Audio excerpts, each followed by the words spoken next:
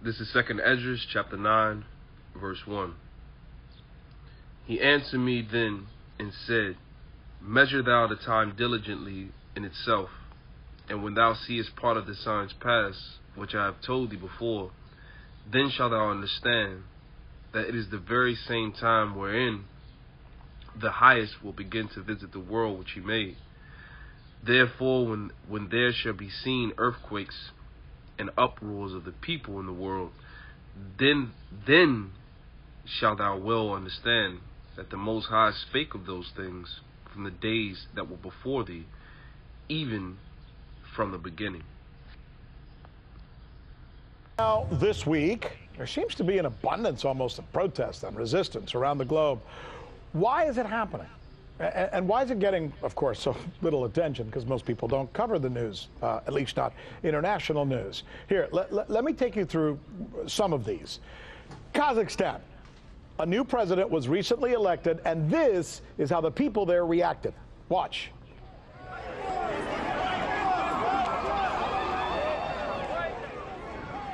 Mr. Tokayev won the election with 71% of the vote. Look at what happened on the streets. People seem to think he's too closely aligned to the ex-president, Nazarbayev. He was there for some 30 years, by the way. 500 protesters were arrested. All right, next, let's go to Hong Kong. Put it up.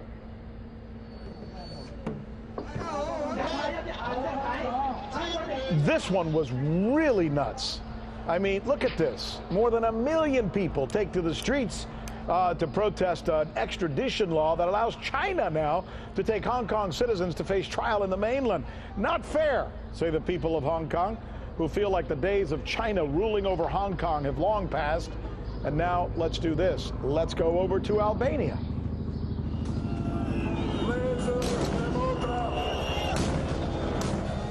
Can you believe this? I mean, all of this going on since Friday. These protests are because their elections were canceled.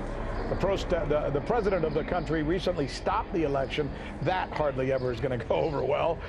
He said he had to do it to ease the political tensions. Thousands of Albanians took to the streets, some tossing Molotov cocktails at the police. And now from Albania to Moldova.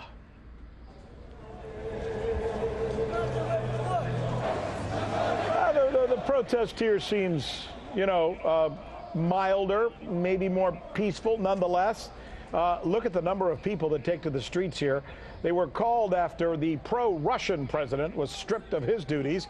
Protesters have taken to the streets, but officially they say it could have been much worse. Still, authorities fear that violence could get worse, and in what is one of Europe's poorest countries. Now, finally, let's take you, staying in this hemisphere, to Venezuela. President Maduro has reopened the border to Colombia. Thousands of people immediately, it's like they knew it was kind of come or something. Suddenly thousands of people started crossing the bridge. They're going over there to buy food, medicine, and other household items. Police tried to organize it as best they could so they can get through. Violence has not occurred, but the situation obviously remains tense as U.S.-backed President Juan Guaido continues his claim, I should say, as the president of Venezuela. I know, it's confusing. Sounds like a perfect segment, doesn't it? All this going on in the world for John Jordan, who is, among many other things, as you know, a member of the Hoover Institution. All right. So, John, why don't we do this? Let's start with Kazakhstan, because I think a lot... Hey, first off, I want to give all praises, glory, and honor to Yahweh, by Hashem Yahushua, by Hashem Rakakadash. Double honors to the apostles, elders, great millstone, peace and salutations to the elect. Okay, it's pretty simple, pretty plain, as you can see, the vision, in fact, we can get that.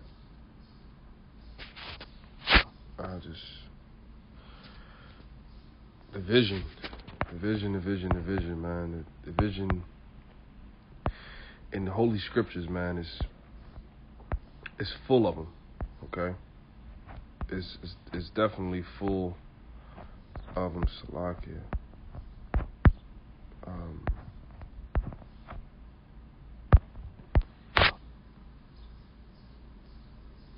This is Habakkuk 2:1. It says, I will stand upon my watch and set me upon the tower, and I will watch to see what it will say unto me, and what shall I answer when I am reproved. It says, and the Lord Yahweh, by Hashem Yahushua, answered me and said, write the vision and make it plain upon tables, that he may run that readeth it. It says, for the vision is yet for an appointed time, but at the end it shall speak and not lie. Though it tarry, wait for it, because it will surely come. It will not tarry. Okay.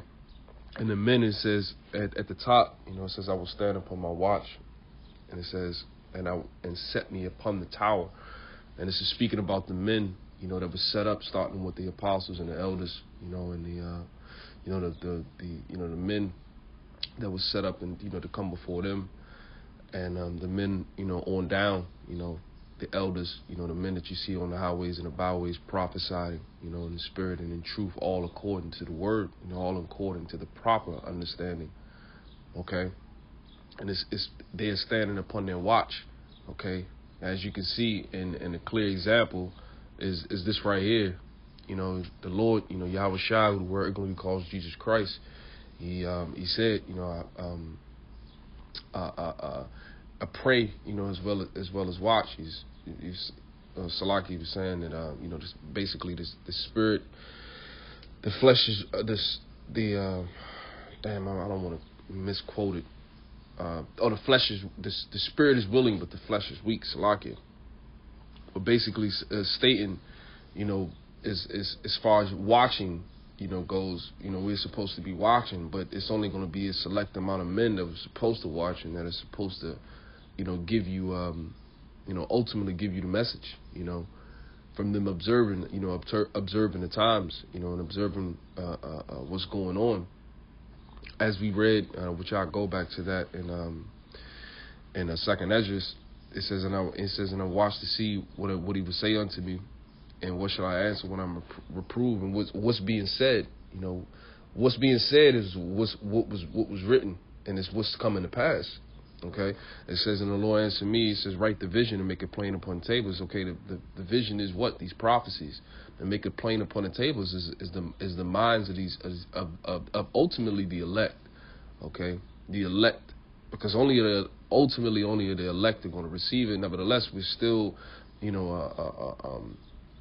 we have still been commissioned, to come out and ordered or commanded to come out to still tell the masses. Whether they hear or whether they forbid, okay? And this is not something that, everybody's going to receive. It's starting with, the nation of Israel, you so-called Negroes, Latinos, and Native Americans. It's not really, for everybody to receive, but we still have to come tell you and let you know. Now, whether you disregard the message, whether you want to completely look away from it, that doesn't stop the vision. That doesn't stop the, what's coming ultimately. And it says, it's to make it plain upon tables that they may run and read of it. And it's like, and this is the people who are going to run and that read of it are the people that are going to get, man, it's going to repent ultimately. Okay, they're going to see, they're going to, man, the men of the Lord, the spirit, hops on certain men to relay the message and to give the understanding. And ultimately the Lord takes it from there. And whether he wants you to receive it or not, that's up to him. It says, but for the vision is yet for an appointed time. It says, but at the end it shall speak. And as we can see here, the vision is speaking. This is, listen, what we're reading, what's being read, what's happening is the words are coming to pass, man. And man, you can't refute this. Like you can't. There's no way. There's no way to not say that this is what it is. There's no way.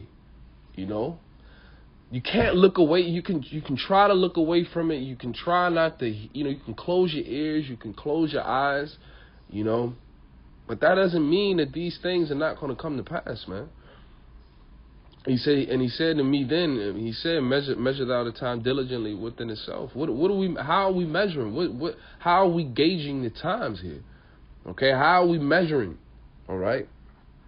It's via the scriptures, man. Okay? It's through the scriptures. It's through the prophecies. You know, the proper understanding of the prophecies, the proper understanding of the times that we're living in. Okay? He says, and when thou seest part of the signs past, which I have told thee before, says, then shalt thou understand. Because, listen, Yahweh Bashim Yahushua gave the understanding millennium ago, right?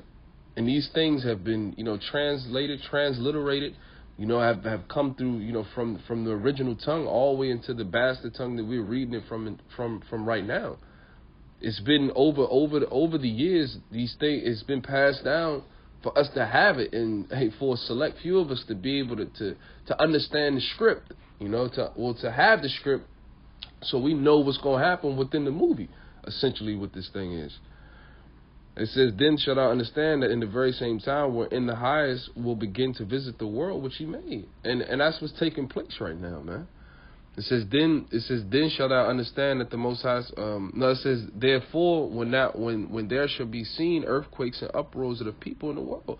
Listen, the earthquakes it's every day now. The uproar, you got to look, protests erupting worldwide. What's it mean? The prophets of the Lord have the answers. What does it mean? I'm reading it right here. It says, then shall thou well understand that the Most High spake of these things from the days that were before thee, even from the beginning. It says, for like as all that is made in the world have a beginning and an end, and the end is manifest.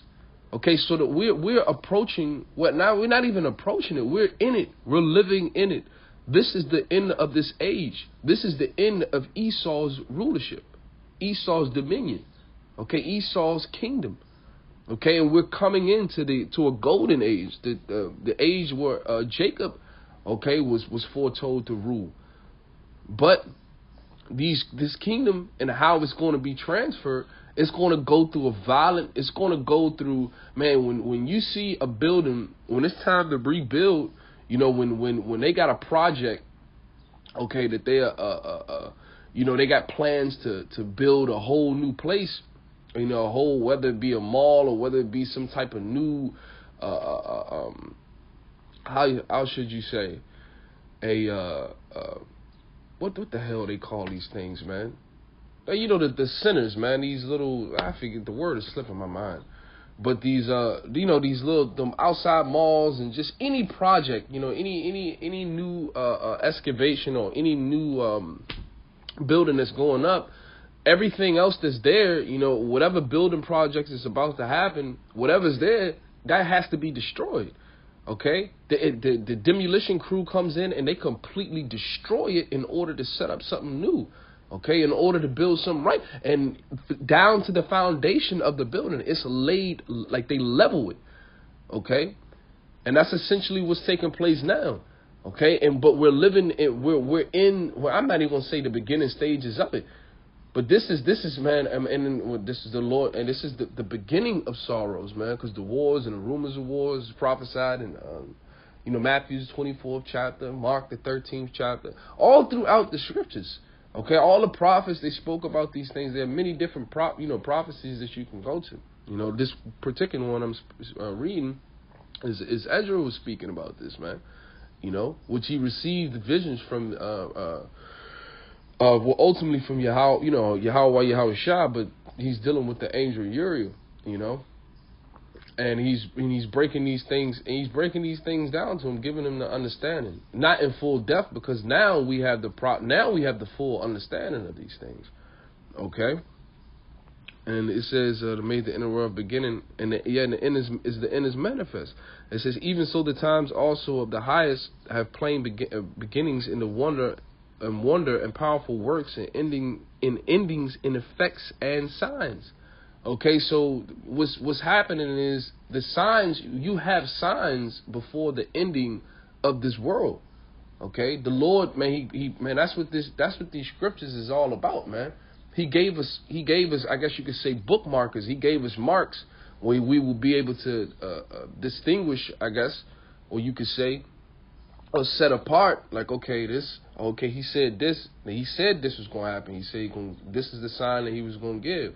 And one of those signs that I'm hammering on is the protests and the erupting around the world. And this is something that these individuals, they are acknowledging this, because this is something that is this plaguing the world, so to speak.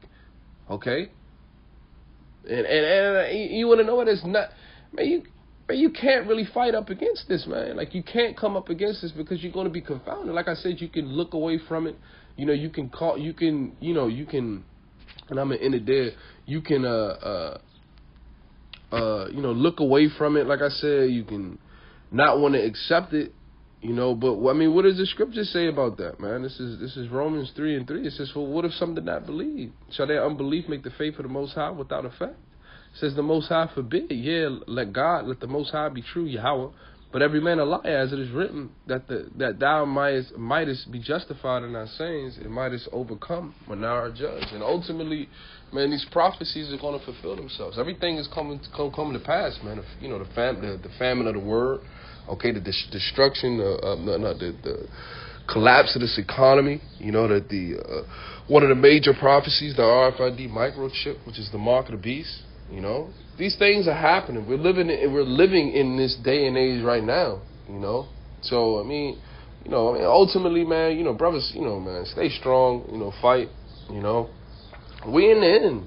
And that's, the vision is speaking. The vision is speaking. Shalom. All praise, glory, and honor to Yahweh Shem Yahweh Shai.